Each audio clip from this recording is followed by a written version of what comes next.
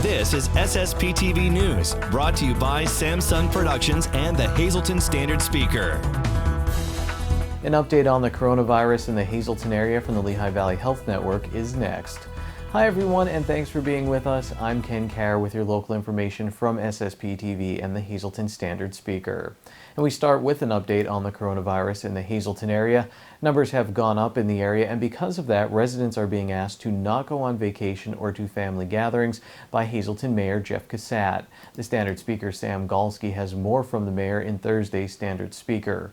Also, State Representative Tara Toohill is asking the State Department of Health to give more detailed information on young people in their COVID-19 statistics. She says this will help educators, daycare operators, and policymakers.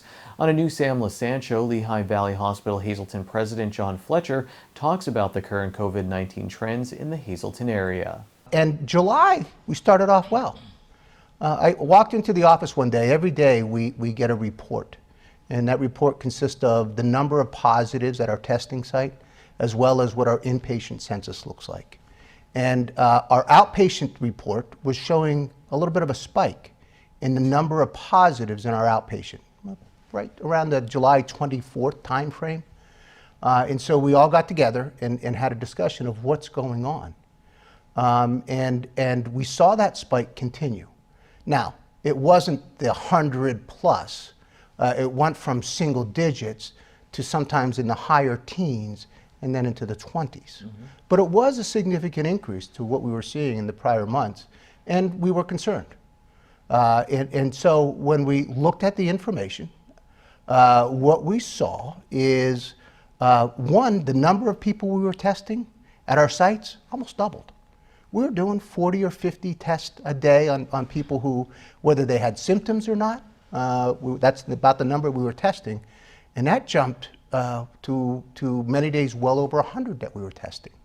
And more people without symptoms than with symptoms, or about 50-50, a little bit of a change. We looked at where they were coming from as a percentage of our total. And what we saw is that Hazleton and West Hazleton as a percentage of total actually increased from what our peak period was. The other communities were actually going down as a percentage of our total. And so obviously we had an increase we saw in both the Hazleton and West Hazleton areas as a percentage of our total patients. The good news, a couple of good points I want to make. Thank God. Yeah, there's good news. The good news is we have not seen an increase in our hospital admissions. Okay. And so people, even though they were testing positive, we're not getting sick enough to be admitted. And I know Dr. Valent's going to discuss that a little bit. And as well as what we saw is the average age of the person testing positive, where it was 47 during our peak period, it's 34, 35. And so it's a younger group. More people that are asymptomatic were being tested than we saw, and it wasn't leading to the admissions. Now, our concern is the spread. So even though it's that 34, 35-year-old that's testing positive, we want to make sure that they're not going to spread that to a family member, an elderly family member.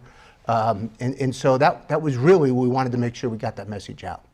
And so that's kind of what we're seeing in Hazleton.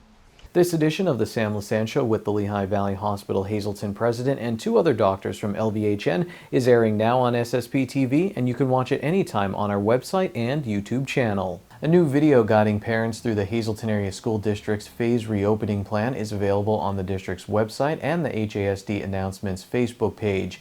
Here's a clip with Superintendent Brian Uplinger. We're all in this together, and we will get through this, but the only way we're going to do that is together. If you have any questions, please do not hesitate to reach out to your building principals, reach out to me. Please continue to keep those lines of communication open. That's very important. I will continue to communicate to everyone through school messenger and other modes like our Facebook page, our Twitter page, our Instagram page. All of those vehicles and modes of communication are available. But please make sure that if you change a phone number or you change an email address, that we are aware of that so we can make sure that we get that information to you, especially through school messenger. If there's an emergency, that's a much more quick mode to get that information to you. Uplinger also encourages parents to keep checking the school district's pandemic information page. Activities were halted for one North Schuylkill High School sports team due to a player testing positive for COVID-19. The team will have no activities for 14 days while the person and other people who were in contact with them quarantine. School District Superintendent Dr. Robert Ackle tells the Standard Speaker this affects a small number of student athletes on one team and that they will be able to return to class after school starts on August 27th. He adds that the State Department of Health and St. Luke's University Health Network were notified. Time now for weather on SSPTV News. Another nice night tonight, and then Friday looks good as well, and then we have a possibility of rain over the weekend. Here's our forecast from the National Weather Service. Tonight mostly clear with a low of 57 degrees and a calm wind. Friday mostly sunny with a high of 81. Friday night mostly cloudy with a low of 60 degrees. Saturday a 20% chance of showers after 2 p.m. partly sunny with a high of 83. Saturday night 20% chance of showers before 2 a.m. mostly cloudy with a low of 63. 40% chance of showers and thunderstorms after 2 p.m. Sunday partly sunny with a high of 82. Sunday night 30% chance of showers and thunderstorms before 8 p.m. partly cloudy with a low of 62 degrees. Monday a 30% chance of showers after 2 p.m. mostly sunny with highs in the lower 80s. And then Monday night a 30% chance of showers before 8 p.m. partly cloudy with a low of 63 degrees. Coming up, my interview with the local high school athletic director about safely playing sports during the pandemic and the looming PIAA decision on fall sports. And next, hear what the Luzerne County Republican Party chair has to say about the upcoming election. And then next week, the Democrats will weigh in. Hazelton Power is hosting a food and vendor showcase on Sunday, August 23rd at Community Park in Hazel Township from 11 a.m. to 6 p.m. Come see different vendors, try your luck at some tricky trays, and enjoy some delicious food. Good Shepherd Church in Drums is hosting a parking lot mass on Saturday, September 5th at 9:30 a.m.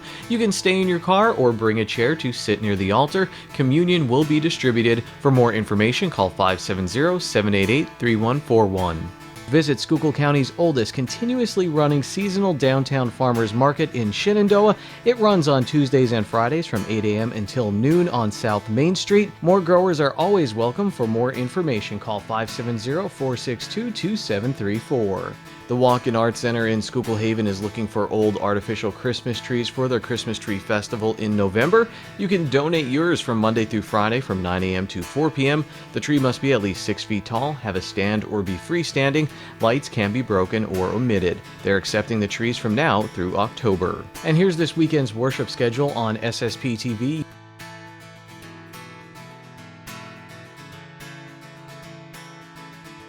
SSPTV News would like to send sincere condolences to the family and friends of the following: Donna Jean Andrasky, 87 of Beaver Meadows. Services are private. The Philip J. Jeffries Funeral Home in Weatherly is assisting the family. Condolences can be made at griffithsfuneralhomes.com. And Edward R. Stoffa Jr., 66 of Freeland. A celebration of life will be held Saturday, August 29th from 11 a.m. to 12 p.m. at the McHugh-Wilczek Funeral Home in Freeland. The social news is brought to you by Harmon Funeral Homes and Crematory. For information, call 570-788-0977 or go to harmonfuneral.com.